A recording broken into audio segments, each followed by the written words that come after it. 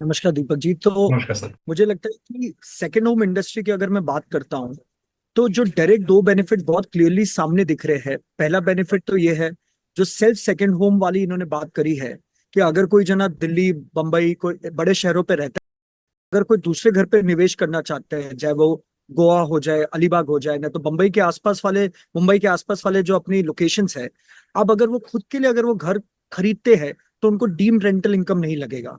तो एक वो बहुत बड़ा बेनिफिट है at least for second home industry. Second, जो आपने अभी चीज बोली कि जो टॉप 50 टूरिज्म डेस्टिनेशन को प्रमोट करने की बात है, चाहे वो अयोध्या, प्रयागराज जैसी स्पिरिचुअल जगह हो, चाहे वो बाकी की कोई भी टूरिस्ट डेस्टिनेशन हो, उसको जो गवर्नमेंट प्रमोट करने की बात करी अलॉन्ग विथ ये वाला जो बेनिफिट है सेकेंड होम खरीदने वाला, तो ये दो बेनिफिट मिला के इस इंडस्ट्री को, सेकेंड होम इंडस्ट्री को काफी बड़ा मुझे बेनिफिट होता हुआ दिख रहा है। और हम लोग ये डे टू डे पे देखते भी थे कि काफी लोग दूसरा घर इसलिए निवेश नहीं करते थे क्योंकि उनको तो लगता था कि टैक्स का इम्प्लीकेशन आ जाएगा। तो ये एक डायरेक्ट बेनिफिट मेरे को सेकेंड होम इंडस्ट्री के लिए तो काफी बड़ा दिख रहा है, चाहे वो रीजनल सेकेंड होम मार्केट हो या तो नेशनल सेकेंड होम मार्केट हो जहां पैन इंडिया लोग टूरिज्म के लिए जाते हैं। तीसरा बेनिफिट जो इनडायरेक्ट है, जो प्रदीप जी, सौरभ जी और सबने कही बात कि जो 12 लाख तक की रेंटल की छूट है, तो बाय डिफॉल्ट कंजम्पशन इनकम लोगों के हाथ में ज्यादा आ रही है, जिससे वो ओवरऑल रियल एस्टेट इन्वेस्टमेंट करने के लिए उनके लिए डिस्पोजेबल इनकम उनको ज्यादा मिल रही है।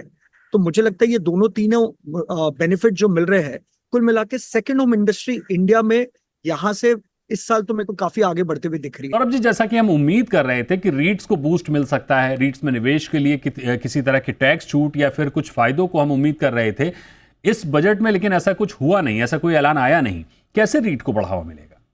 दीपक जी, जैसा अपन अभी बात कर रहे थे, तो रीट और एसएम रीट के विषय पे मेरे ख्याल से इस बजट पे कुछ भी बेनिफिट डायरेक्टली नहीं पास किया गया। हम्म। तो मैं काफी उम्मीद कर रहा था कि रीट ने तो एसएम रीट का जिस तरीके से globally REIT real estate ecosystem को इतना प्रमोट करता है, हम्म। तो हम लोग भी उम्मीद बना के बैठे थे कि रीट ने तो एसएम रीट पे कुछ बेनिफिट्स आएंगे, जिससे फ्रैक्शनल ओनरशिप जैसे बिजनेस से जो 10 से 15 लाख रुपए पे रियल एस्टेट को एक्सेस करना चाहते हैं, नहीं तो खरीदना चाहते हैं, हम्म। उन लोगों को वही माध्यम है एक उनका उस तरीके के प्रॉपर्टी पे निवेश करने का। जी। तो वो हमने देखा कि भी डायरेक्टली उस पर बेनिफिट नहीं दिया गया है। हम्म। और अभी भी एसएम रीट का जो सब्जेक्ट है उस पर काफी कुछ क्लैरिटी रिक्वायर्ड है। पहली लिस्टिंग हो चुकी है, काफी लोगों ने वापस से अप्लाई करके रखा है, काफी प्लेयर्स ने। तो अब बिल्कुल। धीरे टाइम पे पता चलेगा कि किस तरीके से ये प्रमोट होता है, किस तरीके से लोग इसको देखते हैं, क्या पर्सपेक्टिव बनता है लोगों का। जी। लेकिन बजट पे उस पॉइंट पे हमें भी काफी निराशा रही है कि कुछ भी डायरेक्ट बेनिफिट नहीं पास किया गया है as far as SM REIT और रीट इज कंसर्न।